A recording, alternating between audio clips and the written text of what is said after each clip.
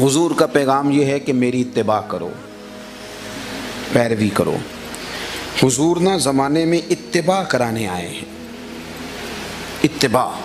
قل ان کنتم تحبون اللہ فاتبعونی یحببکم اللہ۔ اے محبوب آپ ان سے فرما دیں اگر اللہ کی طرف جانا چاہتے ہیں تو یہ ان سے آپ کہیں کہ آپ کی پیروی کریں۔ یحببکم اللہ، اللہ خود ان سے محبت کرے گا۔ اور پیروی ذوق والی نہیں۔ ادھر دیکھو، ہم میلاد شریف والے ہیں، ہم عرس والے ہیں، ہم اللہ کے فضل سے معراج شریف والے ہیں، لیکن یاد رکھو اصل چیز تو پیروی ہے۔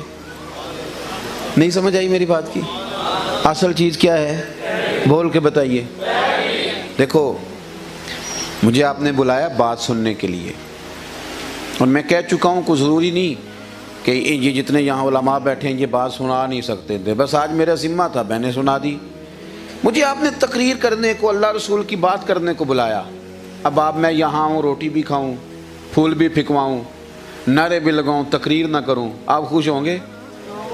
بھئی آپ کو جس کام کے لیے، چلیں اور سادی مثال دیتے ہیں۔ مجھے ایک دوست نے کہا مولانا آئیں آپ کو کھانا کھلانا ہے، میں چلا گیا۔ انہوں نے جناب مجھے چائے بھی پلائی، آئس کریم بھی کھلائی، پھل بھی کھلائے، اور مختلف قسم کے مشروبات بھی پلائے، سارا کوئی، بس روٹی نہیں کھلائی۔ اب میں باہر نکلا، کوئی مجھ سے پوچھے کہ کھانا کھایا ہے تو کیا بتاؤں؟ انہوں نے تو کھانے سے زیادہ اہتمام کر دیا۔ بتائیے مجھے کھانا کھانا کہوں کہ نہ کہوں؟ نہیں کہہ سکتا، کھلایا ہی نہیں انہوں نے، کیونکہ کھانے میں مخصوص کچھ چیز ہوتی ہے کہ یہ روٹی ہے، یہ سالن ہے۔ میری بات کی سمجھ آ رہی ہے آپ کو؟ حضور آئے ہیں پیروی کروانے۔ آپ میلاد بھی منائیں، معراج بھی منائیں، نعرہ بھی لگائیں اور پیروی کریں نا، تو جو اصل چیز ہے نا، اصل وہ ضروری کام ہے، اس کے بغیر کام چلتا، جو ضروری ہے وہ بہرحال۔ لو میں حدیث پیش کرتا ہوں تاکہ میری بات مضبوط ہو جائے۔ یہ جو عقیدت ہوتی ہے یہ ذوق کے مطابق نہیں ہوتی، یہ شریعت کے مطابق ہوتی ہے۔ میرا ذوق یہ کہتا ہے تو بھائی وہ آپ کی اکیلے کی بات ہے۔ دین نے ذوق کی بھی حدیں بنا کے دی ہیں۔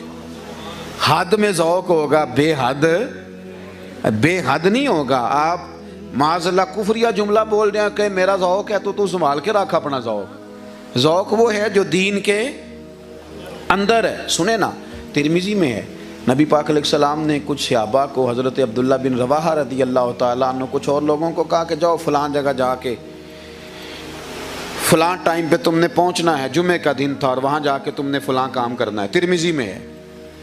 حضرت عبداللہ بن رواحہ کہتے ہیں باقی لوگ تو چلے گئے تو میں نے سوچا کہ حضور کے پیچھے جمعہ پڑھنے کی سعادت نہ پہلے حاصل کر لوں، جمعہ پڑھ کے چلا جاؤں گا۔ حضور نے فرمایا تھا پہلے جاؤ۔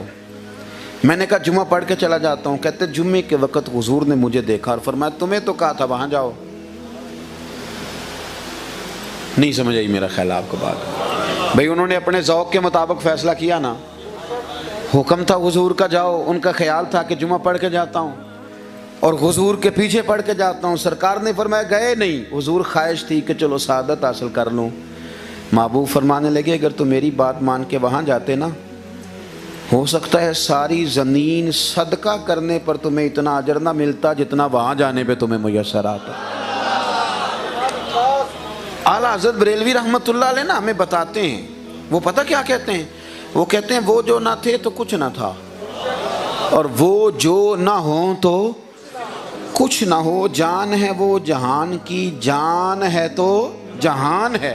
اور پھر دیکھیں ذرا یہ انداز دیکھیں، کہتے ہیں پیش نظر ہے وہ نو بہار، سجدے کو دل ہے بے قرار، پر روکیے نا، سر کو روکیے۔ اور یہی تو امتحان ہے، ہم نے ذوق نہیں دیکھنا، حضور کا حکم دیکھنا ہے۔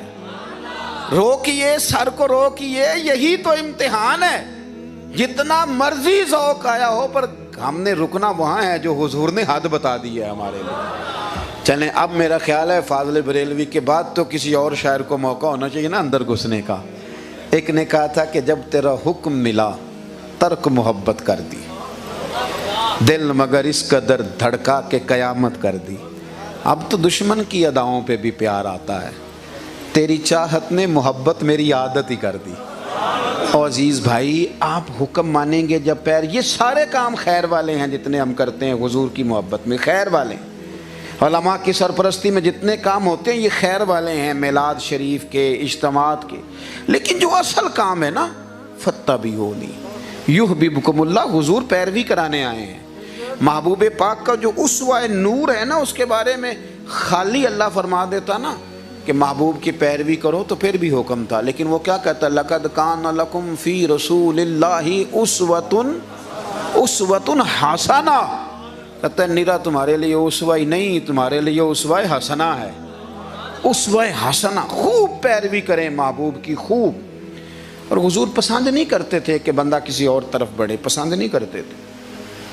حضرت عمر کو جب دیکھا نا تو رات پڑھ رہے ہیں تو چہرے پہ جلال آ گیا، فرمایا عمر میں زیادہ روشن اور واضح کتاب لے کے آیا ہوں، اور فرمایا اگر حضرت موسیٰ حیات ظاہری میں ہوتے تو میری پیروی کے علاوہ ان کے پاس چارہ ہی کوئی نہ ہوتا، لہٰذا ادھر آئیں۔ اعلیٰ حضرت فاضل بریلوی نے مشورہ دیا ہے، وہ کہتے ہیں ٹھوکریں کھاتے پھروگے ان کے در پہ آ پڑو، قافلہ تو اے رضا اول گیا آخر گیا۔ تو تین چیزیں میں نے حضور کے پیغام میں سے عرض کی، ایک تو خالص عقیدہ توحید، اور کفر کے مقابلے میں، شرک کے مقابلے میں انسان کا مضبوط عقیدہ یہ ضرور اپنے ذہن میں رہے، اور دوسری بات یہ کہ فکر آخرت یہ حضور کا بہت بڑا پیغام ہے، اس کو ضرور سمجھا جائے۔